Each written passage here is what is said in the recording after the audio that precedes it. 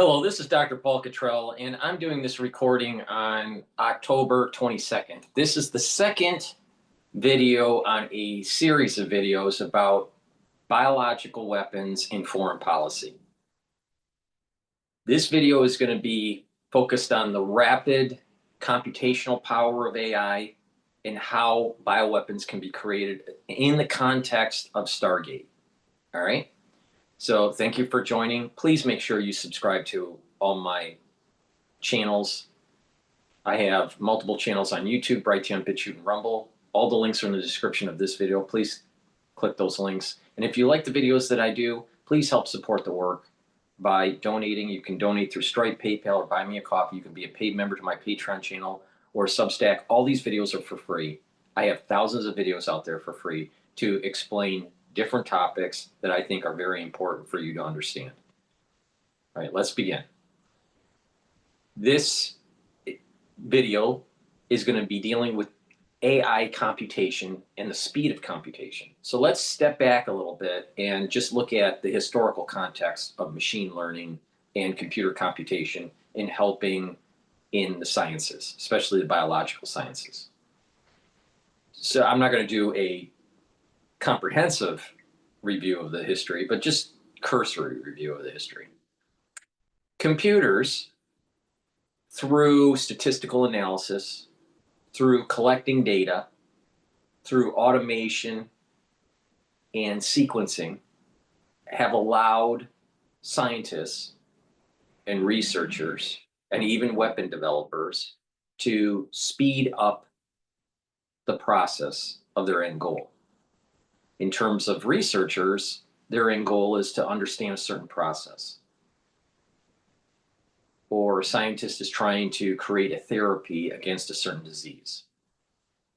So you have machines that have automation that can add or sequence or analyze large sums of data. On these chips, these microchips, right? They are fed into a machine, right? Like next-gen sequencing, for example. Or if you want to do a some sort of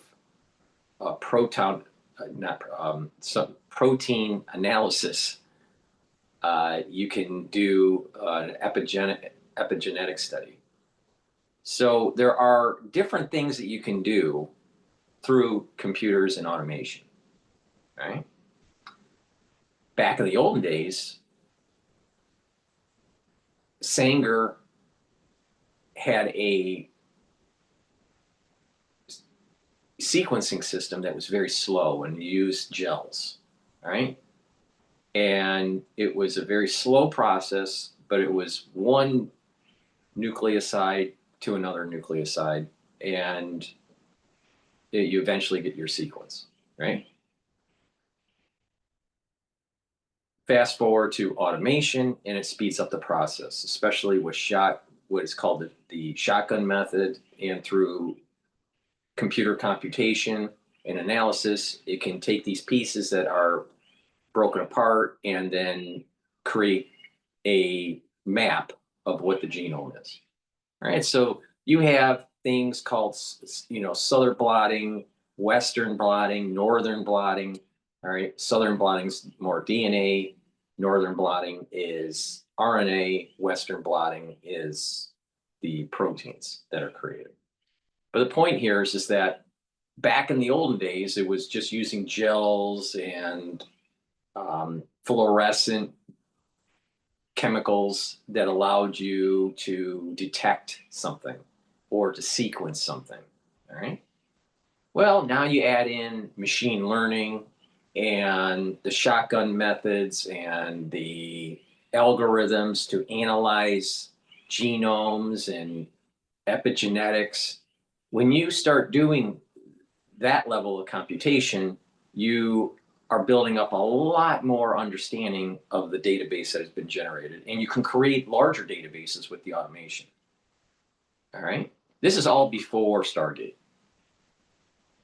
Stargate is a recent endeavor to build these large data servers to help with scientific discovery. All right. So you have these machine learning algorithms. Algorithm. A-L-G-O-R. Hey Siri, stop. So you have these machine learning algorithms and higher level artificial intelligence models that are focused on a particular area of study. Maybe it's cancer genomes of a different type of a cancer, or databases that are dealing with different chemicals that respond to different receptors in the body. Are they antagonists? Are they agonists? So there's a lot of data that's being created. All right. This is all pre-Stargate. And there's different databases that a researcher can go to, like a cancer database, where there's a plethora of genomic understanding. There are tissue samples. There's different receptors that affects what's the shape of the fusion proteins. There's lots of data out there if you want to look, right? But the thing is that because there's so much data, it's hard for an individual to understand the totality of the data. It's like going to a library and, as an individual, knowing that you don't have all the time in your life to read all the books in the library. So you meander, almost like a random walk, through the library to learn this base knowledge. You can only know a fraction of it, only a subset.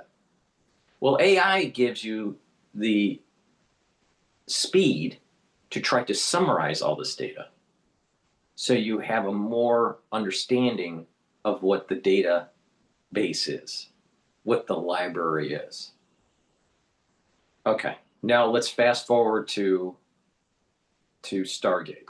Stargate is an initiative between OpenAI, Oracle, SoftBank, and NVIDIA. It is to build a large server to be able to process new LLMs that will help with scientific discovery.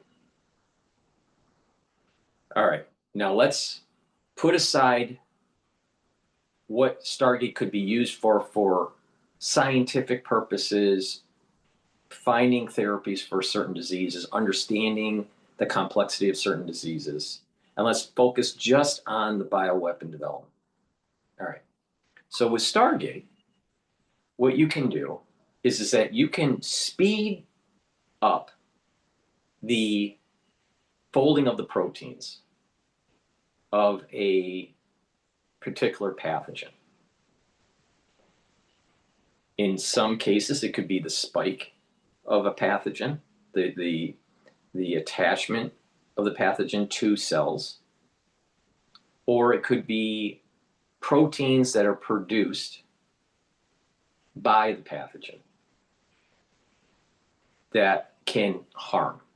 All right. So sometimes you have in a pathogen, not only does it get in and spread in the body and cause some sort of pathology, you also have proteins within these pathogens that can cause longer term damage, like inhibiting a tumor suppressor protein. So if you inhibit a tumor suppressor protein, you end up getting cancer, or can end up getting cancer if you have multiple knockouts. So you have a system that they're building, Stargate, that can fold the protein very fast and analyze the target. So these proteins could be the spike, or it could be an endogenous protein of the pathogen that could cause harm.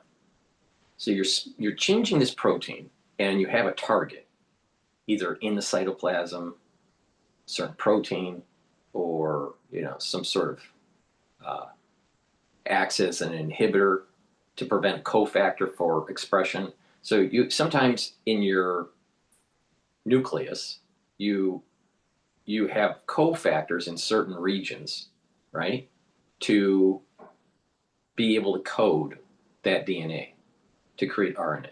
But you need cofactors that attach to the DNA that allow for the coding of the RNA. But if you can block that, you silence the gene.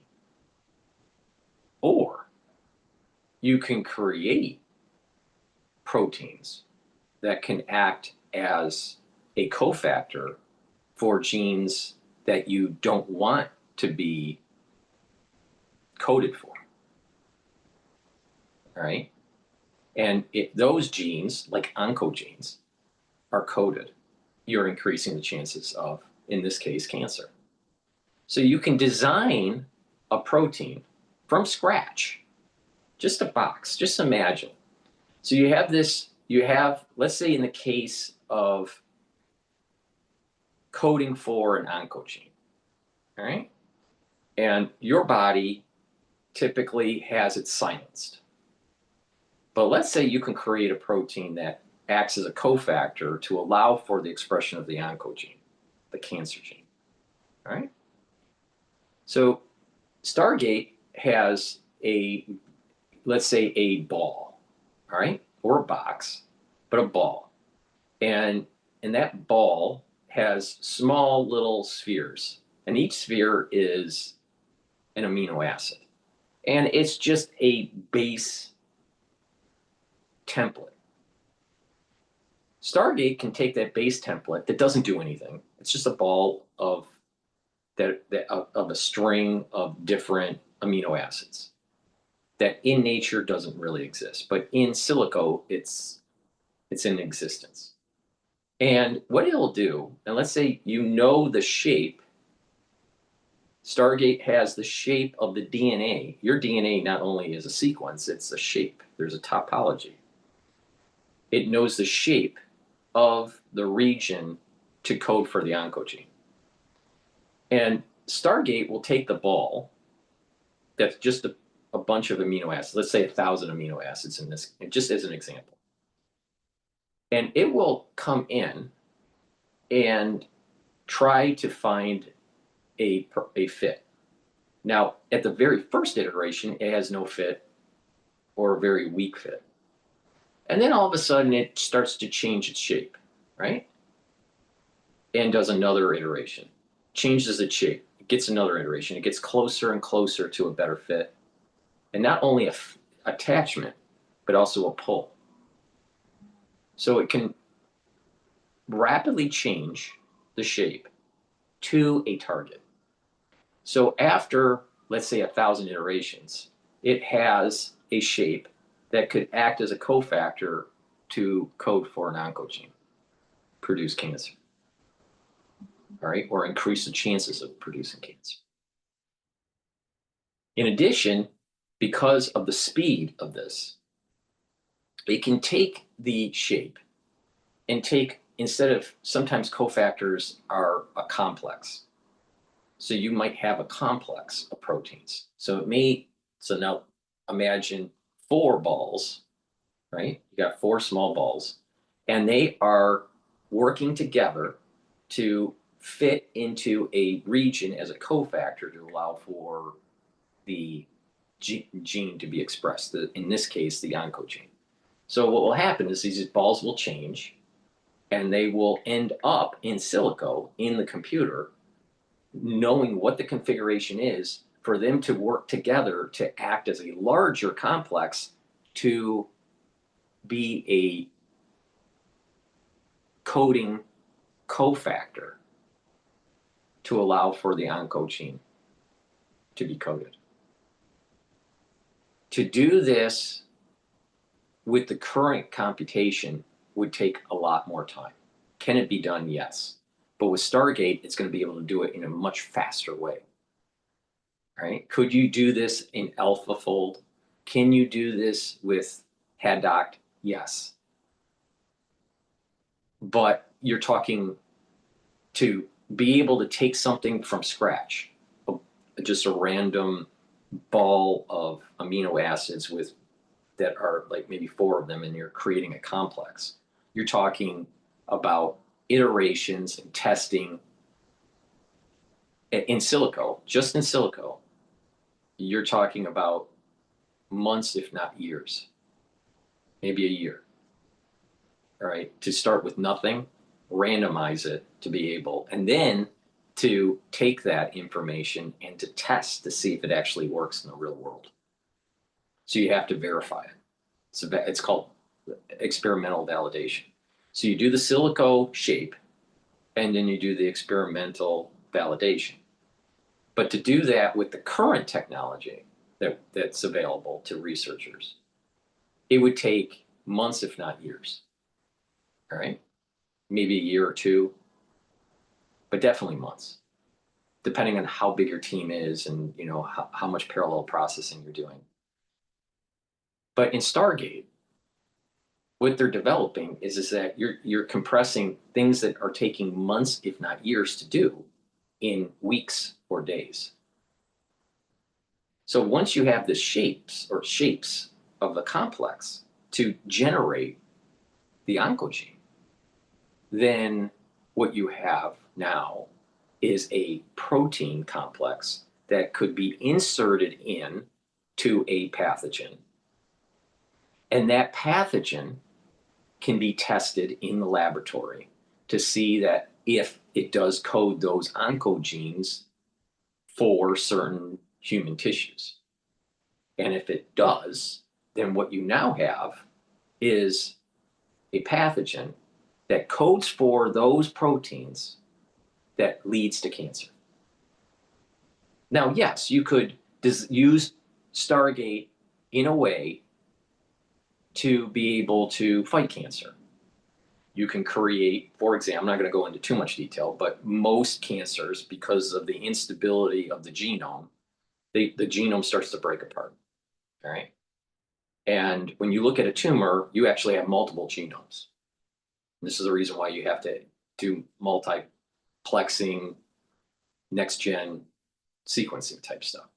And so when you take a sample, if you take a biopsy of a tumor and you start to sequence it, you'll notice that you have multiple genomes, right? Well, there's the reason why that is that there's, as the tumor starts to grow, each generation, the chromosome stability starts to break down. Some chromosomes break apart, some fuse.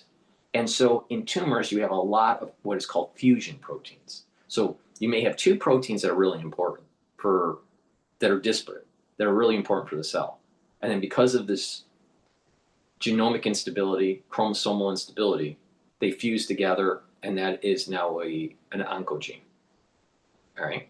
Well, if you want to use Stargate to try to stop this, well, what you could do is you could create a therapy where you know what the fusion protein is, you've sequenced it, you've X-ray diffracted it, you know the shape, and that's your target. And you use Stargate to create something from a base to inhibit the fusion protein to prevent it from causing cancer in the cell, causing the cancer pathways. All right, that's one way to use Stargate in a positive way. But we're more focused on the negative. All right.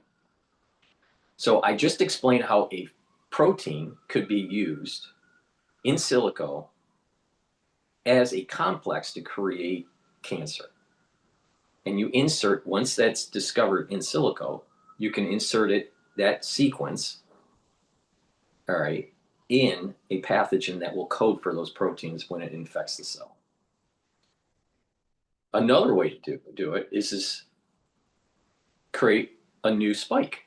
a new glycoprotein spike or a fusion protein. So some sort of protein that's on the surface, not internal to be coded later in the cytoplasm, but a surface protein of the pathogen.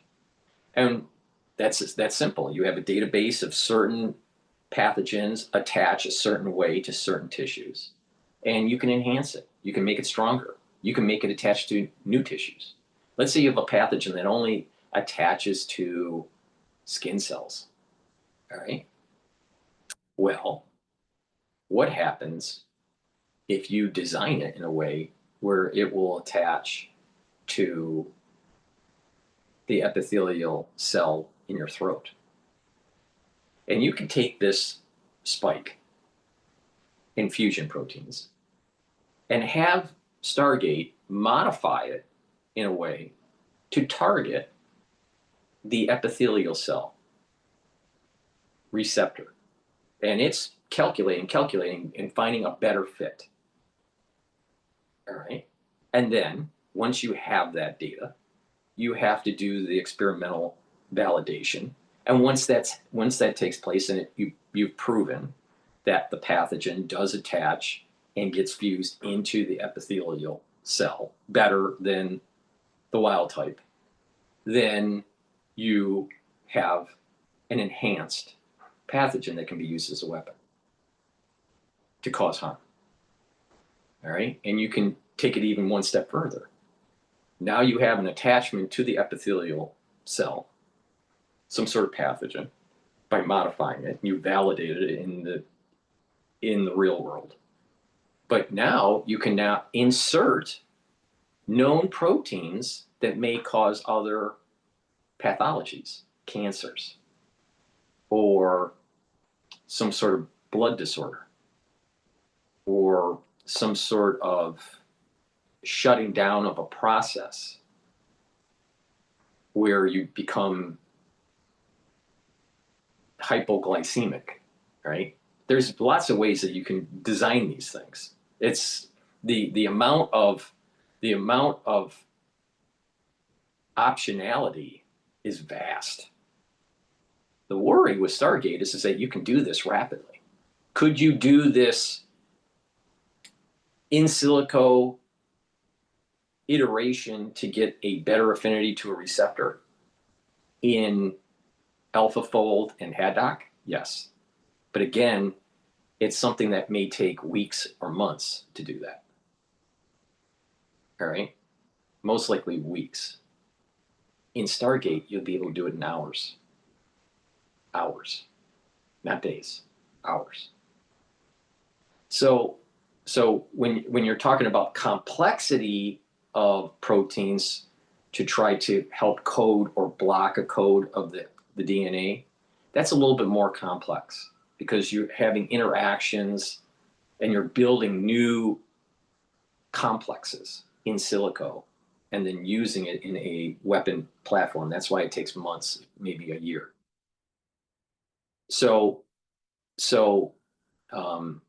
But when you're talking about just modifying a known sequence on a pathogen for a fusion protein or an attachment protein, and you know the shape of the receptors or the shape of the receptors that you want to add affinity to. Let's say it attaches to one type of receptor, receptor 1, right? But you want it to also attach to receptor 2. Well, what you can do is just tell the computer, well, here's the wild type or the current version of the glycoprotein, and find the best fit for receptor 1 and receptor 2, not or, and it keeps on iterating, and then it creates a matrix of potential shapes in hours, not days, not months, hours. And you can pick from that list to test in the real world to validate it. Well, once you have it validated, voila, you have a weapon system. Now, that's for offensive weapon development with Stargate. With defensive weapon development with Stargate, what you can do is now use, let's say you know that a pathogen has been released on your population. You've isolated it, you've sequenced it. You know that it is a certain type of pathogen based on a large library that has been developed. Assuming that it was a current known pathogen and that it's just been modified. There's two types of examples here that we'll go through. One is modified, that's a current pathogen that's known, versus something that has been 100% man-made. We're at the point where we can create our own viruses. We're at the point where we can create our own bacteria. Not just modify current bacteria, make it from scratch. Okay, so, all right, so now Stargate could take this data that's been sequenced of it and analyze it in a database, and it says, okay, it's this type of pathogen. But it's, you know the differences. You know what the base template is, and you know the current sequence that was released onto your population. Now, if you take that data and that difference and hone in on what is really adding to the spread of this pathogen. Why is it more virulent? Why does it have a higher affinity to certain receptors, right? Once you kind of like notice the differences, you'll easily determine it's targeting certain things, either internal to the cell and or something to do with the surface attachment or fusion proteins. Once you know that, then you isolate those proteins from this new bioweapon pathogen that's been released on your population. And once you've honed in on the different proteins you want to try to target, then what you can do is that you take that protein, let's say a spike that's been modified to attach to different receptors. You can take that protein and you can create another protein from scratch, right? So you have the spike from the pathogen that was released on your population, and you have a base protein that doesn't really exist in nature. And the AI is going to modify, attach, and find a way to be able to inhibit that protein. And once you have that shape, then you validate it.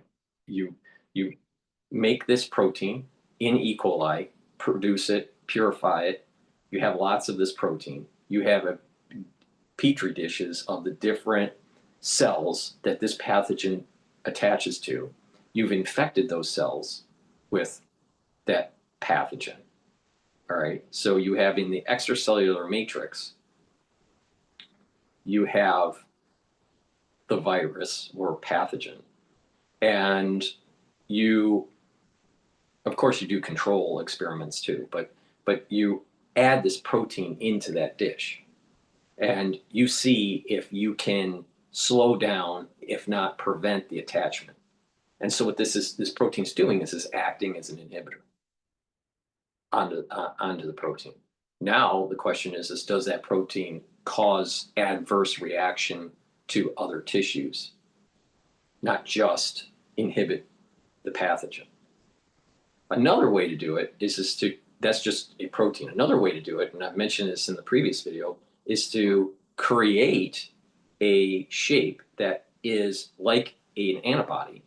So you use a basic template antibody shape that looks like a Y, and you have the AI figure out what that antibody should be to block it.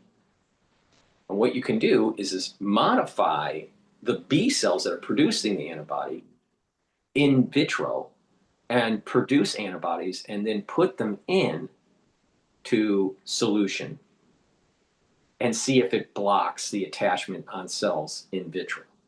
If that works, then you'll have to do an animal model with the monoclonal. What you basically did was you used genetic engineering for a B cell to produce certain types of antibodies that will attach to that design spike of the pathogen, the weapon, right?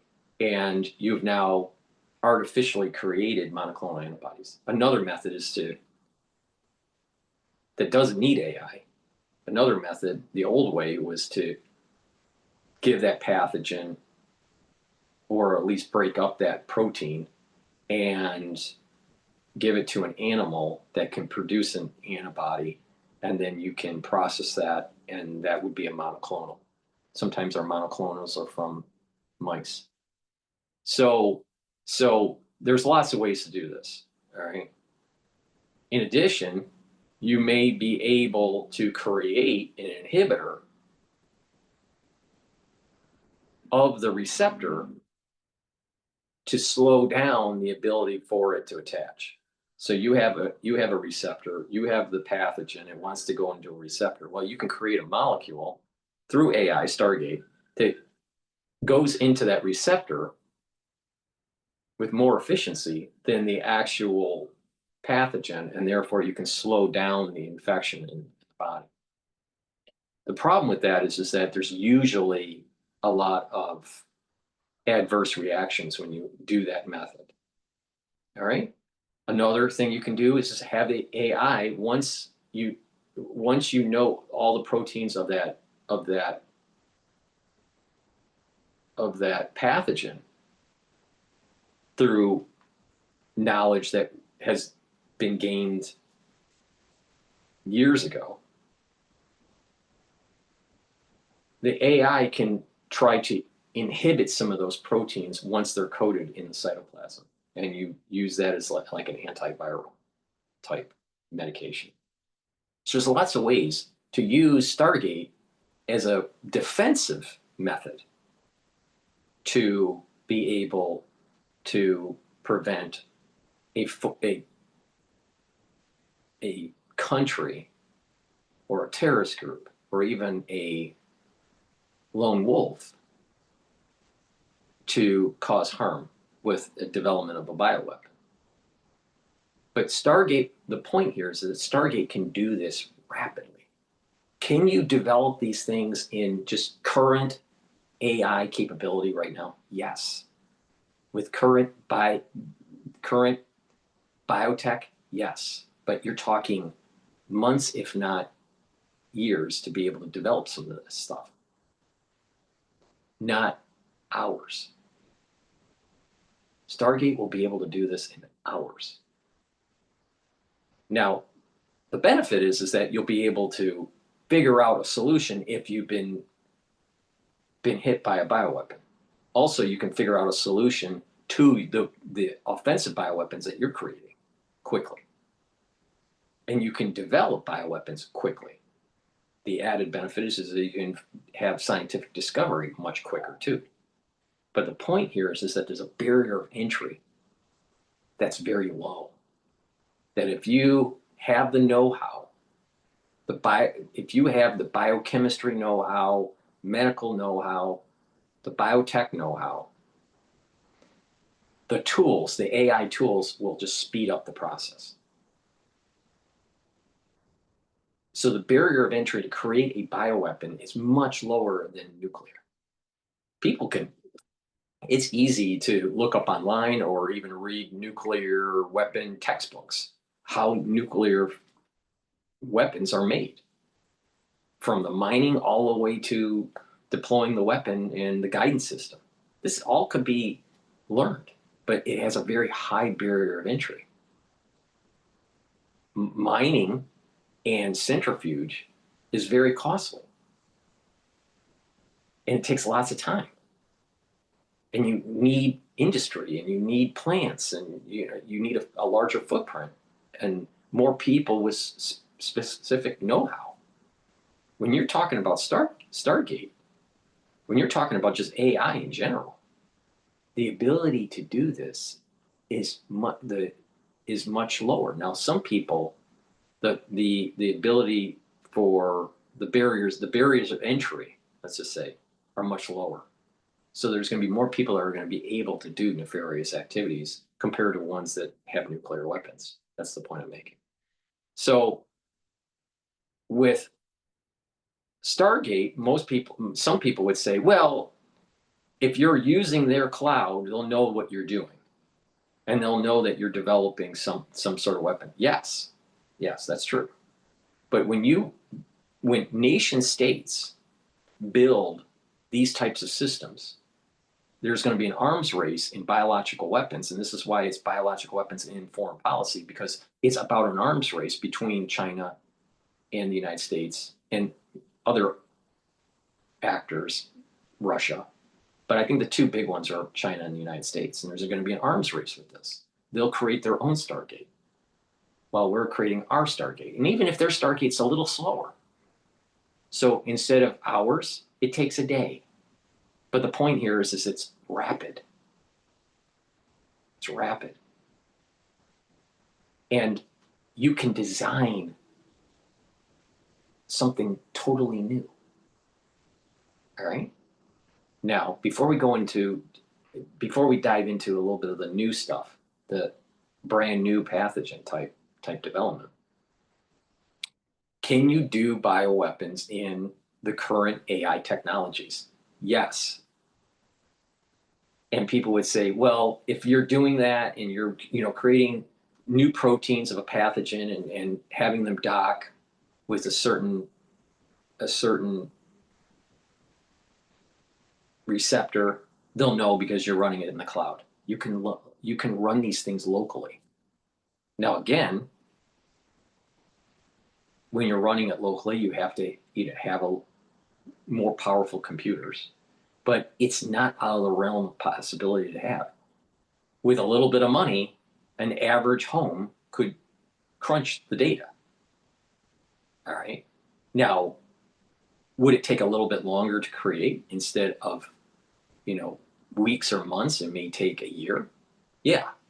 But the thing is that computational power for this, just with simple tools like AlphaFold and Haddock, and understanding biotech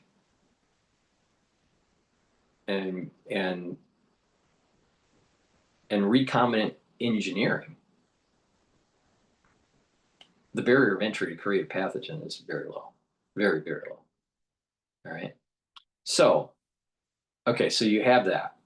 So you can do stuff locally and you still can have a lone wolf. You can have a terrorist group that does stuff locally and they'll have a little bit more resources and they'll be able to speed up the process. Nation states will have the resources to make systems like Stargate. Can bioweapons be made with AI now? Yes. Absolutely, 100%, and it's being done right now. The question is, how many nation states are going to create Stargates that will speed up the process and lead to a major arms race? And the more of these pathogens that are created, when doing the experimental validation, when upscaling for production, higher probability of leak from their laboratories or production facilities, and a higher chance of miscalculation to use it. So I'm very concerned about the usage of Stargate in terms of making biological weapons. Now let's briefly talk about this concept of creating a pathogen from scratch. We have all this knowledge about different pathogens, pox viruses, HIV, respiratory virus, right? So, hemorrhagic. We have lots of data on different types of pathogens. Fungal, bacterial. Just imagine designing a brand new bacteria, and when ingested through eating food, it destroys your gut biome and you die within 15 days. All right, let's just use that as an example, where you create a new pathogen. So you decide you want to create a pathogen that a bacteria that mixes bacteria 1 and bacteria 2 together. All right? You want it to be something brand new. All right? So not just recombination, but something brand new. So like recombination would be it shares some genes from one bacterium to another and it's enhanced, right? But it has similar features, right? You know the code for the surface of the bacterium. You know the code to create the tentacles of the surface. So you have the surface membrane, you have these different molecules that are coming off of the surface that could activate a toll-like receptor, TLR. But you can design it in a certain way where it circumvents the immune system from detecting it. So it thinks that it's an okay pathogen, that's something that should be in your gut. So you design it to be that way. But once it starts to grow, right, there's a signal, some sort of signal, like where a certain population gets to a point where it starts to create a protein that actually does harm to other bacterium. It enhances the growth of this new bacterium. And when you destroy your microbiome of these other bacteria, and it's only this new engineered bacteria, you'll die. You have to have a healthy gut biome to survive. If you, for example, if you totally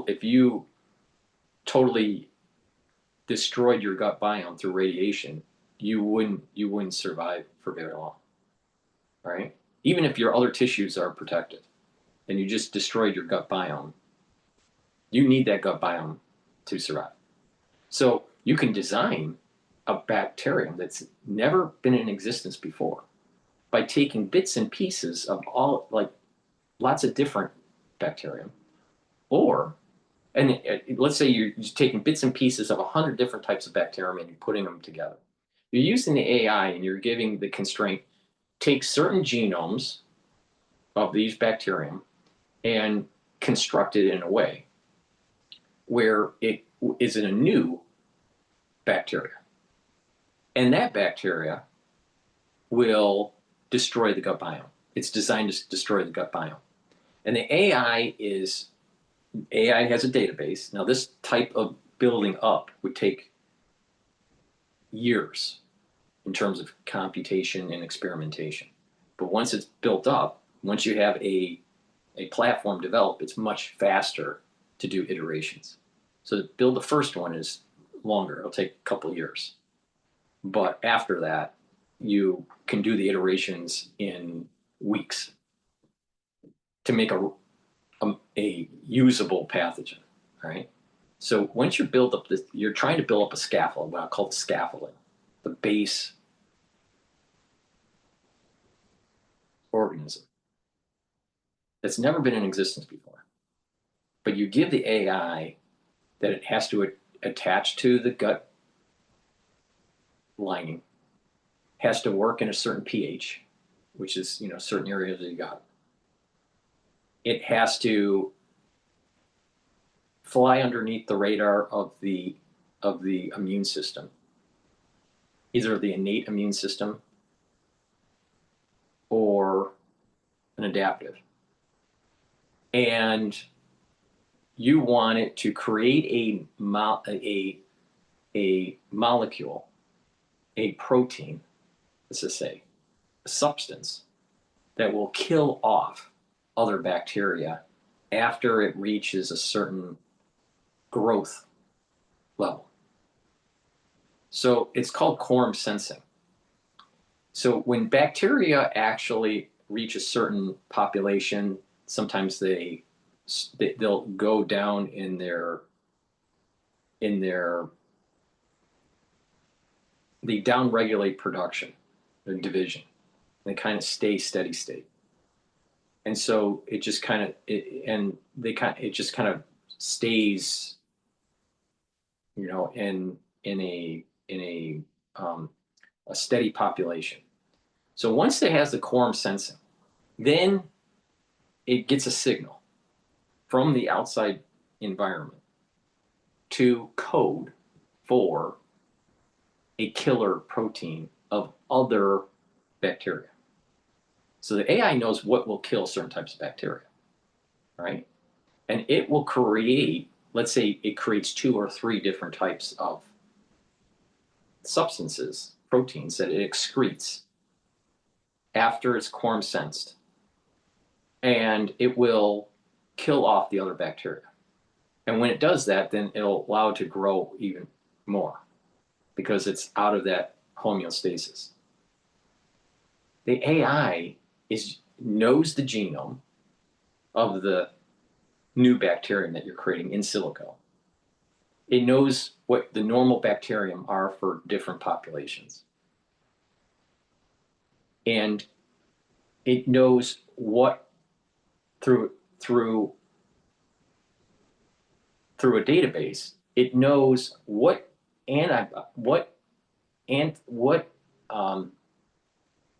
bacterial sites are available and where they attach to kill certain types of bacteria.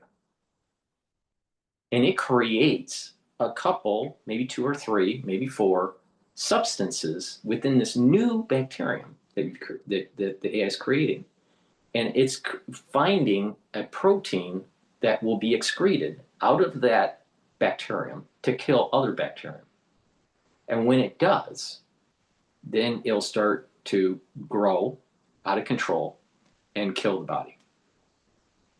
So the AI is taking shapes and finding ways to kill the most bacterium other than the new bacterium that the AI is trying to keep alive. Right? So the logical rules, the constraints for Stargate would be create new bacterium, create 3 substances that will kill off most of the bacterium or all the bacterium other than this new bacterium. So it'll keep on creating a shape and finding if it will kill off certain types of bacterium and what the percentages of the kill are. And you pick the best one to allow for it to get out of quorum sensing and then allow for this rapid expansion of this new bacteria. Right? So this is an example, a crude example of being able to take something from scratch, something that's never been in existence, and having it produce something that will kill the microbiome. Right? So the AI creates a unique cell wall that will not elicit an immune response. It has quorum sensing capability. And once it reaches that quorum sensing capability, then it will produce these proteins that the AI figured out to be able to kill most, if not all, of the other bacteria in your gut biome. That's just bacteria.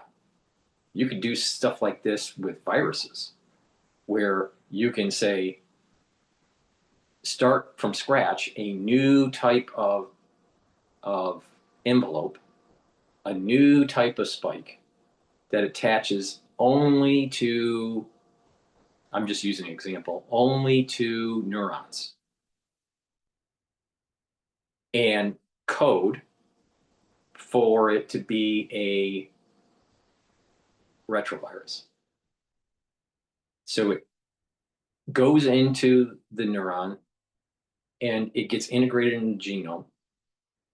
And you have it designed in such a way that after a certain cellular response in the neuron that's unique to neurons, it codes for the virus to spread around the body.